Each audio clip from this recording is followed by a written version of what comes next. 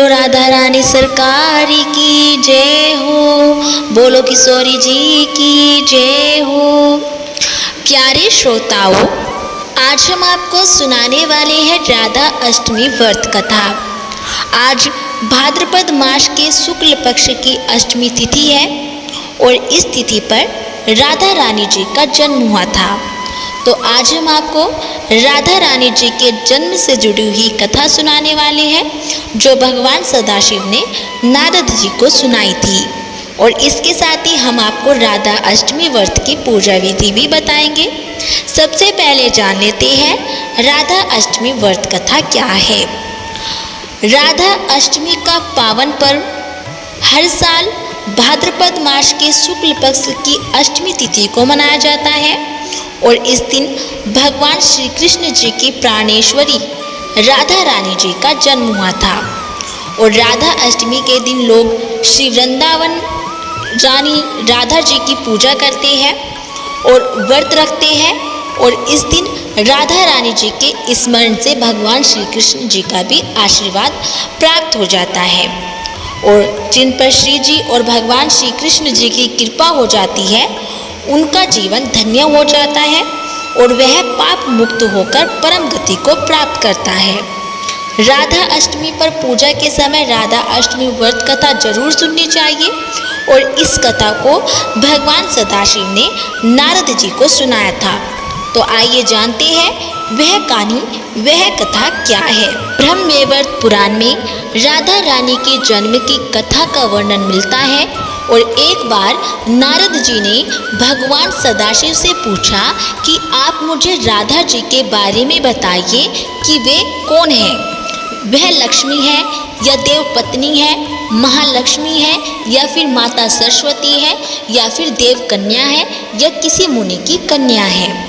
नारद जी राधा रानी के बारे में जानने के लिए बहुत ही उत्सुक थे और उनकी अवस्था को देखकर भगवान सदाशिव ने कहा कि राधा जी के रूप, सौंदर्य, गुण आदि का वर्णन कर पाना संभव नहीं है और इस पूरे ब्रह्मांड में कोई भी ऐसा व्यक्ति नहीं है जो राधा जी के रूप, लावण्य और गुणों का वर्णन कर सके।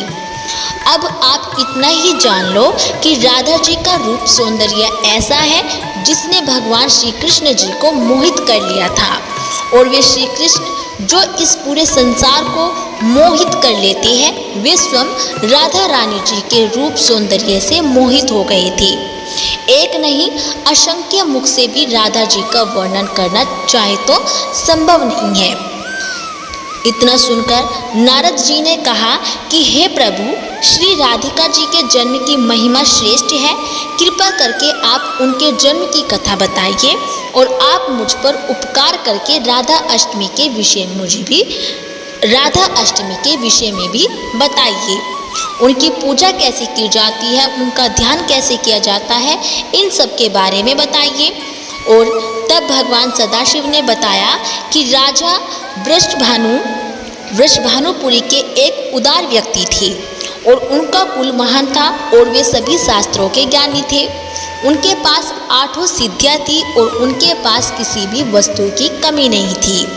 वे भगवान श्री कृष्ण जी की आराधना करते थे और उनकी पत्नी का नाम श्री कीर्तिदा था और वे भी महान राजकुल में पैदा हुई थी। वे स्वयं महालक्ष्मी स्वरूपा थी जो एक महापतिव्रता भी थी। उनके ही गर्भ से राधिका जी की भाद्रपद माह के शुक्ल पक्ष की अष्टमी तिथि को प्रकट हुई थी। उनका नाम राधा रानी रखा गया।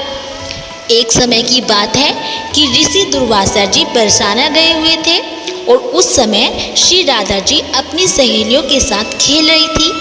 राधा जी और उनकी सखियाँ छोटे छोटे बर्तन बनाकर उसमें झूठ मूठ का भोजन बनाकर भगवान जी को भोग लगा रही थी।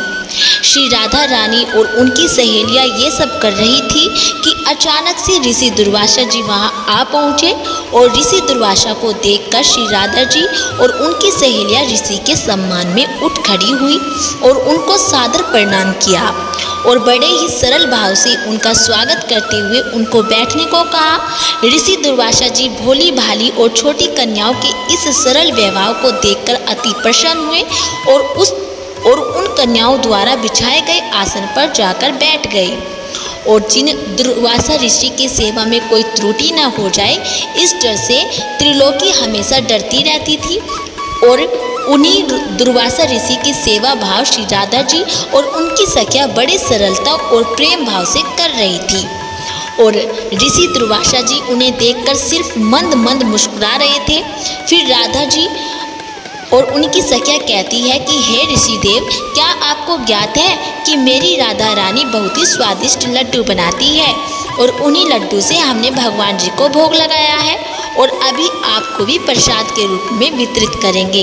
उसके बाद राधा जी की सखिया जाकर राधा जी के हाथों से बने हुए लड्डू का प्रसाद तो लाती है, परंतु वह लड्डू व्रजराज का बना खेल खेल में बना हुआ झूठ का लड्डू था। और ये देखकर ऋषि दुर्वासा जी उनके भोलेपन से बहुत ही अभिभूत हो जाते हैं और हंसने लगते हैं और हंसकर बोलते हैं कि हे प्यारी देवियों, अब क्या मैं इस प्रसाद ग्रहण को कर लूँ, इस प्रसाद को ग्रहण कर लूँ? और पूछे कि क्या ये प्रसाद आपने बनाया है? ऋषि दुर्वासा के इस प्रश्न पर सारी सखिया एक साथ ही और एक स्वर में ही कहती है कि जी हाँ ऋषिदेव, ये हमारी प्यारी श्री राधा जी ने ही बनाया है और हमारा दावा है कि आज तक आपने ऐसा लड्डू नहीं खाया होगा। उसके बाद ऋषि दुर्वासा जैसे ही उस झूठ के बने लड्डू को प्रसन्नतापूर्वक अपने मुख में डालती है, तो वैसे ही ऋषि पूरी तरह से आश्चर्यचकित रह जाती है, क्योंकि एक तो उस लड्डू में ब्रजरज का स्वाद था और ऊपर से उसको स्वयं श्री राधा रानी ने अपने हाथों से बनाया था। इससे ज़्यादा और क्या ही हो सकता है? अमृत को भी फीका कर दे, ऐसा था उस लड्डू का स्वाद। और वो लड्डू खाकर ऋषि दुर्वासा जी की आंखों में खुशी के आंसू भर आए और उसके बाद अत्यंत ही प्रसन्न होकर श्री राधा जी को अपने पास बुलाते हैं और बड़े ही प्रेम से उनके सिर पर अपना हाथ फेरते हुए और आशीर्वाद देते हुए कहा कि बेटी राधा, आज से तुम अमृत हंसता हुई, मतलब अमृत बनाने वाले हाथ, तुम्हारे हाथ से बना हुआ भोजन जब कोई भी पकवान खाएगा वह दीर्घायु वाला और हमेशा विजयी होगा। ऋषि दुर्वासा जी धन्य है जिनके आशीर्वाद से श्री कृष्ण और राधा रानी जी की अत्यंत मनमोहक लीला के लिए एक मार्ग दिखाया। प्यारे भक्तों, यह वह कथा है जो भगवान सदाशिव ने नारद जी को सुनाई थी। और फिर भगवान सदाशिव ने नारद जी को जन्म कथा के बाद राधा अष्टमी की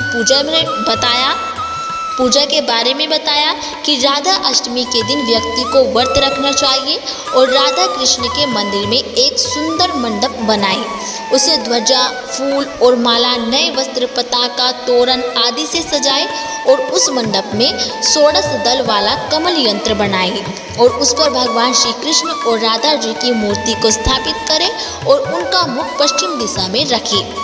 उसके बाद उनका ध्यान करके पूजा सामग्री से विधि पूर्वक पूजा करें और राधा अष्टमी पर राधा कृष्ण जी की विधि पूर्वक पूजा करने और राधा अष्टमी की व्रत कथा सुनने से राधिका जी और भगवान श्री कृष्ण प्रसन्न होते हैं और वे अपने भक्तों पर दया करते हैं और उनकी कृपा से कष्ट, दुख, रोग, दरिद्रता सब मिट जाता है और व्यक्ति प्रेम के रस से सरोबार हो जाता है। बोलो राधा रानी सरकार की जय हो, बोलो भगवान श्री कृष्ण जी की जय हो। तो दोस्तों, ये थी राधा अष्टमी व्रत कथा। यदि आपको हमारी ये कथा अच्छी लगी हो तो प्लीज़ हमारी वीडियो को लाइक करें और चैनल को सब्सक्राइब करना ना भूलें।